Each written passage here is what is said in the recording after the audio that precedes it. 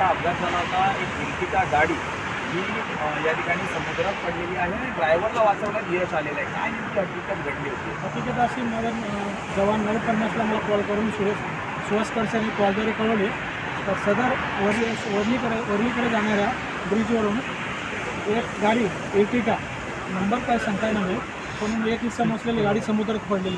तर मी सदर माझ्या सर्व पॉईंटवरील जवानांना सर्व अलर्ट करून त्यांना बंधू माधव चौकाकडे त्यांना जाण्यास सांगितलं किंवा आम्ही सुहास खडसे काळे काकडे आणि हे राठोड 4 जवान समुद्रामध्ये काहीतरी सदर इसमाला वाचवण्यासाठी प्रयत्न करत होते.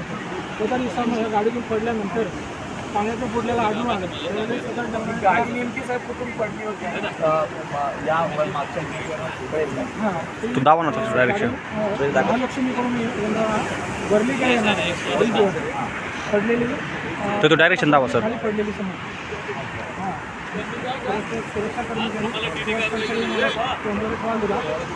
त्या पद्धतीने सर्व सुरक्षा कर्मचाऱ्यांना अलर्ट करून सगळ्या ठिकाणी जाण्यास सांगितलं.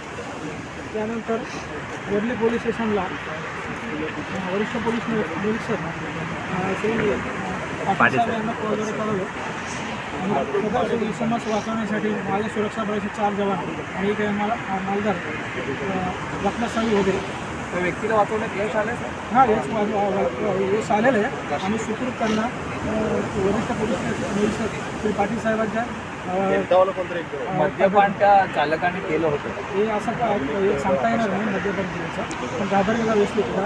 ज्यावेळेला पाण्यात बुडालेला व्यक्ती जेव्हा आम्ही बाहेर किनारी काढली समुद्राच्या किनारी त्याला खाली बघून त्याला पंपून करून त्याच्या पोटातून पाणी काढण्याचा प्रयत्न केला. भरपूर पाणी काढले पण आपल्याला निश्चित काय सांगता येत नाही सगळं व्यक्ती केलेलं आहे. संबंधित गाडी आता गाडी समुद्रामध्ये फक्त त्याचे काही पार्ट अवशेष आपल्याला पाण्यावर दिसत होते पण त्याचा निश्चित सांगता येणार नाही.